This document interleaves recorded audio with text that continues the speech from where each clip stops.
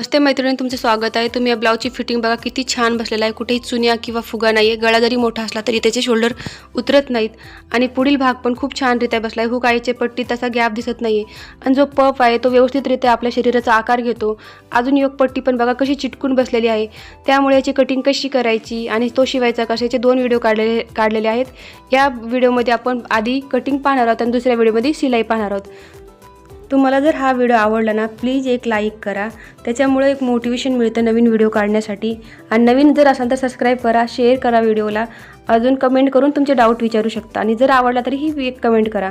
तर आज आपण 34 साईजचा 4 टक्स ब्लाऊज कटिंगचा हा ब्लाऊज पाहणार आहोत। हा जरी ब्लाऊज 4 टक असला तरी त्याचा जो शेप आहे तो कटोरीसारखा येणार आहे।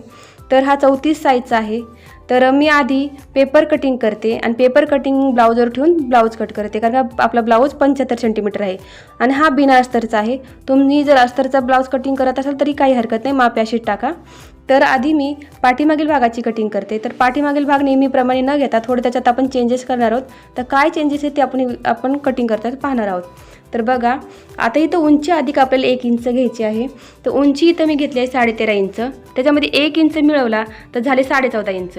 हे बघा, इथं मी 1 इंच वाढून घेत आहे वरती अर्धा इंच शिवण्यासाठी आणि अर्धा इंच कमरेपाशी शिवण्यासाठी। या पद्धतीने आपण 13.5 मध्ये 1 इंच मिळाला तर 14.5 इंच लांबीचा मी हा पेपर कट करते। तर ह्या पद्धतीने 14.5 इंचचा मी पेपर कट करते।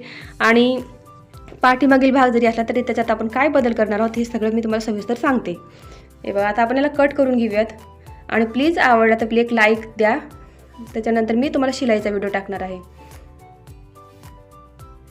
पेपरवर याच्यामुळं करते कारण का ब्लाऊजवर मग ॲडजस्ट करायला थोडं सोपं जातं। आता इथं आपण शोल्डर टाकणार आहोत। तर शोल्डर इथं मी 5.25 इंच घेत आहे। शोल्डर 5.25 इंच, इथून पण बरोबर 5.25 इंच घ्या, म्हणजे आपली लाईन वाकडी तिकडे येणार नाही आणि कपडा पण इकडं जास्ती होणार नाही। आणि खालती मुंडा घेतला आहे 6, शोल्डर 5.25 मुंडा 6। आणि ही बघा, आता पट्टी मी अशी काटकोनामध्ये ठेवून एक सरळ रेष ओढते, म्हणजे आपली लाईन पण वाकडी येणार नाही।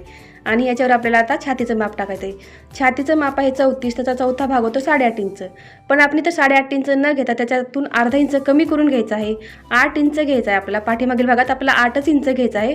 तुमची छाती जरी 34 असली तरी तुम्हाला इथं वरती चौथा भाग 8च इंच घ्या आणि 1.5 इंच शिलाई मार्जिन घ्या, कारण का आपला हा गळा मोठा असल्यामुळं आपण 8च इंच घेणार आहोत, अर्धा इंच कमी करणार। त्याच्यामुळं काय होईल, आपल्या पाठीमागील भागात चुन्या कमी येतील।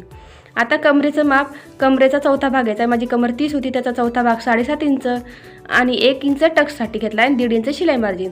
तुमचा जेवढा पण कमरेचा भाग आहे तेवढा घ्या, त्याचा चौथा भाग घ्या आणि त्याच्यामध्ये 1 इंच टक्ससाठी घ्या आणि 1.5 इंच शिलाई मार्जिन। या पद्धतीने 1.5 इंचाची मी एक रेष ओढून घेतलेली आहे। इथं आपली फिटिंगची लाईनिंग तुम्हाला एवढं कळालं। वरती मी घेतलं आहे छातीच्या मापापाशी घेतलं होतं 8 अधिक 1.5 इंच, 9.5 इंच वरती आणि खालती बी 10.5 इंच घेतलेलं आहे। 10 इंच घेतलेला आहे वरती 9.5 आणि खालती कमरेपाशी 10 इंचाचा आपला हा बॉक्स तयार झालेला आहे। आता इथून टक्सची अंतर घ्यायचं आहे। टक्सचं अंतर इथून मी 4 इंचावर ठेवते आणि लांबी 4.5 इंचावर ठेवते। बघा, इथं परत एकदा मी चेक केलं तर मी इथं थोडे चुकले होते। इथून परत 4 इंच अंतर आणि लांबीला 4.5 घ्यायचं आहे आणि 4 इंच अंतरावर लांबी 4.5 इंच आणि याचे टक्सची रुंदी राहणार आहे टोटल 1 इंच। या बाजूला अर्धा इंच, या बाजूला अर्धा इंच, या पद्धतीने हे माप टाकलेले आहेत। आता आपण इथून अर्धा इंच वरती जायचं आहे। अर्धा इंच इथं टिक करायची आणि याला असं जोडायचं तिरकस, कारण हा कपडा खाली लोंबतो ब्लाऊज शिवल्यानंतर, तो चांगला वाटत नाही, गोलाई दिसतो पाठीमागून ब्लाऊज। इथून आपल्याला 1.25 इंचाची गोलाई द्यायची मुंढ्याला। तर आर्महोलला 1.25 इंच, मुंढ्याला 1.25 इंचाची आपल्याला गोलाई द्यायची। या पद्धतीने 1.25 द्या, जास्ती देऊ नका, नाही तर चुन्या येतील पाठीमागं, कारण का आपला हा गळा 9च्या पुढं आहे। 9च्या पुढं असलं तर 1.25 इंच द्या। आता इथं 2 इंच रुंदी घेतली गळ्याची आणि 1/2 इंच असा गळा उत्तर दिला आहे। खालती 1/2 इंच आली आहे आणि त्या 1/2 इंचाच्या खाली आता आपल्याला गळ्याचं माप टाकायचं आहे। तर माझी गळ्याची लांबी 9 इंच रेडी पाहिजे, म्हणून मी 9.5 घेतली आहे अर्धा इंच शिवण्यासाठी। इथून मी 2.25 घेतली आहे। लांबी 9.5 आणि रुंदी घेतली आहे खालती 2.25 आणि वरती गळा रुंदी 2 इंच घेतलेली आहे। या पद्धतीने आणि हा गळा रेडी होईल 9 इंचाचा। तुमची जेवढी पण गळ्याची लांबी त्याच्यात अर्धा इंच मिळून गळ्याची लांबी टाका। या पद्धतीने मी आता कट करते आणि हा तुम्हाला जेवढा ब्रॉड पाहिजे तेवढा करू शकता। मी 2.25 इंचावर ब्रॉड केलेला आहे। अजून हा तिरकस गळ्यापाशी 1/2 इंच खाली जाऊनच मग गळ्याचं माप टाकायचं आहे, नाहीतर गळा छोटा होईल। आता हे ठेवूयात आपण आणि आता पुढील भागाची कटिंग करूयात। हे बघा, पुढील भागासाठी हा पेपर घेते मी. इथं पुढील भागात उंची अधिक आपल्याला 2 इंच मिळवायचं आहे. तर उंची होती 13.5 इंच, त्याच्यात 2 इंच मिळवला, झाले 15.5 इंच. तर मी 15.5 इंचावर एक टिक करते. 13.5 होती, त्याच्यात 2 इंच मिळवले, तर झाले 15.5 इंच. तुम्ही पण ह्या पद्धतीने घ्या, फ्रंट साईडला 15.5 इंच. त्याच्यानंतर मी याला कट करून घेते. इथून बघते 15.5 इंच, कारण का याच्यातून मला बाही पण काढायची होती, म्हणून मी थोडा पेपर फिरून परत याची मापं टाकली. आता आपण याला कट करून घेऊयात. त्याच्यानंतर आता आपण शोल्डरचं माप टाकू. शोल्डरचं माप टाकण्याआधी आपल्याला इथं 1/2 इंच हुक आयपट्टीसाठी सोडायचं आहे. तर हुक आयपट्टीसाठी मी आधी 1/2 इंच सोडते. 1/2 इंच सोडा, जास्ती सोडू नका. जर तुमचा कपडा फिसकत असेल तर तुम्ही अर्धा इंच सोडा. पण आता इथं मी कॉटनचाच कपडा आहे, त्याच्यामुळे मी 1/2 इंच सोडते, कारण हा फिसकणारा कपडा नाही आहे. तर 1/2 इंच सोडते. तुम्ही जर अर्धा इंच सोडत असाल तर तेवढं शिवण्यात यायला पाहिजे. आणि इथं पण शोल्डर आपण 5.25 घ्यायचा आहे. आर्महोल मुंढा 6 इंच घ्यायचा आहे. आणि इथून एक सरळ लाईन, परत हे काटकोनामध्ये ठेवायचं असा, आणि एक सरळ लाईन वाढून घ्यायची. इथं छातीचं माप टाकायचं. आता इथं काहीच कमी करायचं नाही. आपण जसं पाठीमागील भागात कमी केलं तर इथं वाढवायचं आहे आपल्याला. आपल्या छातीचा चौथा भाग 8.5, त्याच्यात अर्धा इंच वाढवायचं आहे आपल्याला. जो आपल्या काखेत टक्स येतो ना, त्याच्यासाठी आपल्याला अर्धा इंच वाढून घ्यावं लागेल.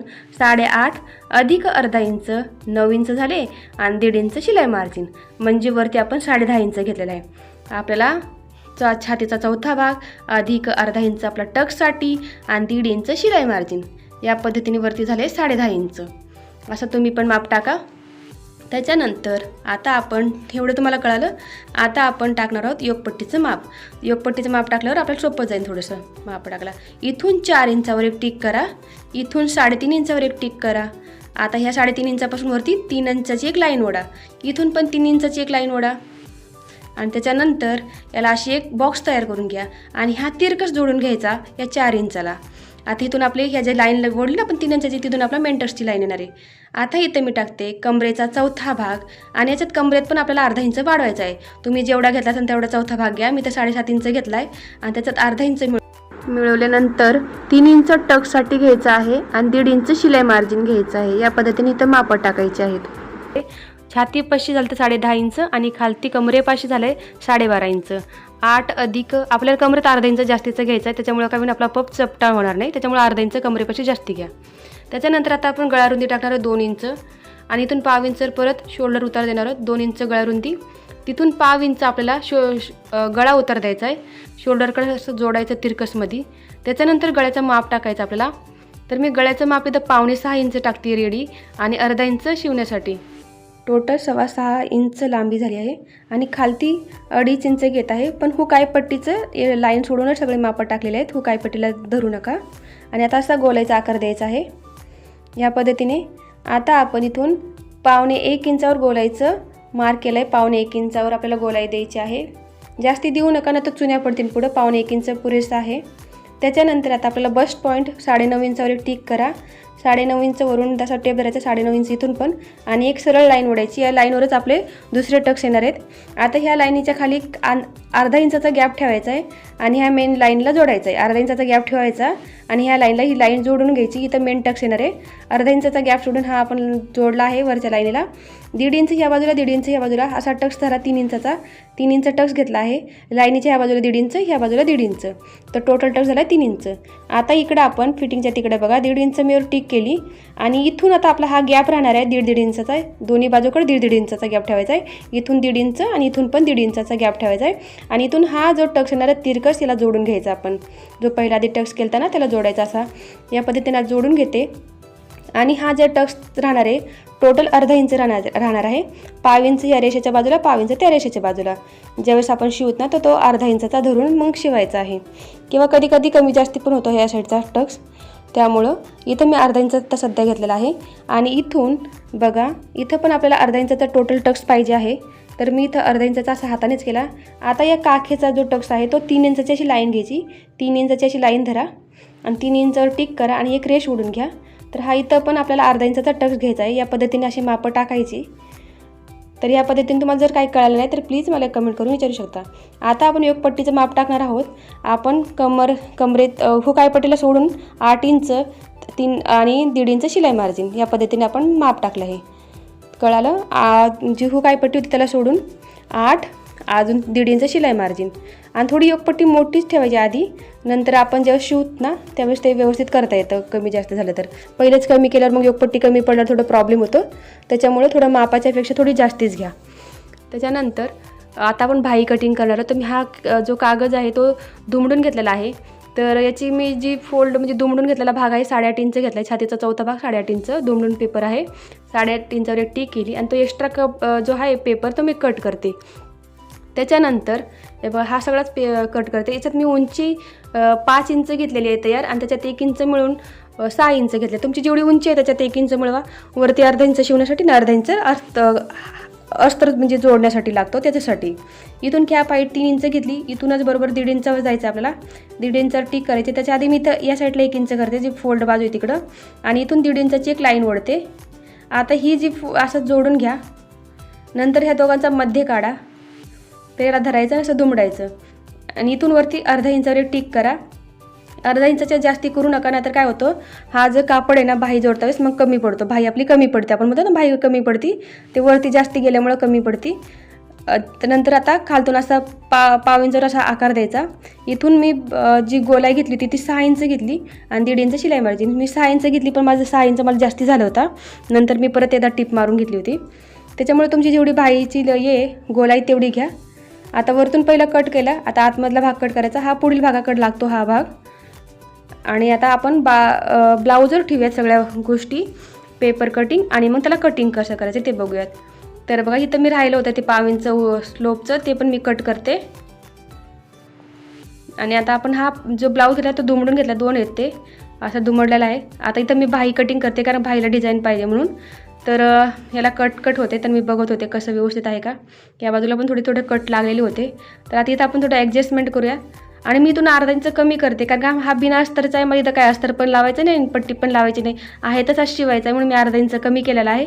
तुम्ही नका कमी करू कारण की तुम्ही अस्तरचं शिवत असताना किंवा पट्टी दुमडायला पण लागतं ना अर्धा इंच. इथं मला लागणार नव्हतं म्हणून मी ते कट केलं आणि आता माझी भाई लांब झाली असती. आता मी इथं ठेवला आहे. इथं मला पाठीमागील भागात थोडासा माझा ब्लाऊज पीस थोडा कमी वाटतं आहे. ते नंतर शिवता वेळेस आपण त्याला ॲडजस्ट करूयात. आणि शिवण्याचा पण व्हिडिओ बघा कारण की कसं माप घेऊन कसं शिवायचं हे तुम्हाला कळलं पाहिजे. नाहीतर मग तुम्ही शिवता वेळेस जास्ती मार्जिन कमी मार्जिन करतात आणि तुमचं ब्लाऊज बिघडू पण शकतं. तर असे नोचेस मारून घ्या. सेंटरला एक नोचेस अशी लाईन. त्याच्यामुळं काय नंतर आपल्याला जर ब्लाऊज फिटिंग ते करता सोपं जाईल. आता आपण पाठीमागील भाग ठेवणार आहोत. तर पाठीमागील भाग पण आपला फोल्ड बाजूकडे चालायला पाहिजे दुमडलेल्या. नाहीतर मग तिकडं 2 भाग होतील. याच्यामुळं फोल्ड भागाकडे ठेवा. आणि इथं मी पण ॲडजस्ट केलं आणि जेवढं आहे तसंच हे करायचं व्यवस्थित करून घेते पहिल्यांदा तर. आणि याच्यामध्ये एक्स्ट्रा असं काही धरून कट नाही करायचं. जसं आहे ना तसे एक फून करायचे आणि जास्तीचा पेपर कट अजिबात नाही करायचा एक्स्ट्रा कुठं पण. जसं आपलं मार्क केलं तसं चॉकने गिरवायचं आणि मग कट करायचं. नंतर काय होतं आपला ब्लाऊज मोठा होतो. कुठून कमी करायचं कुठून जास्ती होतो ते समजत नाही. त्याच्यामुळं आहे तसंच करा. पेपर कटिंग केली त्याच्या पद्धतीनेच करा. कुठंच कमी जास्ती करू नका. नंतर प्रॉब्लेम होतो मग फिटिंगच्या वेळेस. इथं 2 इंच मी टाकले आणि 9.5 इंच. इथं खालती 2.25 इंच. याला मी असं जोडलं आणि याला गोलाईचा आकार देते. आता लगेच आपण याचा गळा कट करून ठेवू. आता हा बिना अस्तरचा असल्यामुळे त्याला पट्टी लावायला लागेल. त्याच्यामुळे मी आता याला लगेच कट करून ठेवते. या पद्धतीने याला कट करते. आता आपलं काय राहिलं पुढील भाग राहिला आहे. टक्सचं पण माप टाकून घेते. आता पुढील भाग कट करते ते दाखवते तुम्हाला. तुम्ही शिलाईचा व्हिडिओ जरूर बघा. तो पण व्हिडिओ बघणं गरजेचं आहे. त्याच्यात त्यावेळेस आता कारण किती म्हणजे आपल्याला मार्जिन धरून शिवायचं आहे. आता बघा हा मी इथं ॲडजस्ट केला. तुम्ही पण तुमच्या ब्लाऊजवर असाच ॲडजस्ट करून ठेवा.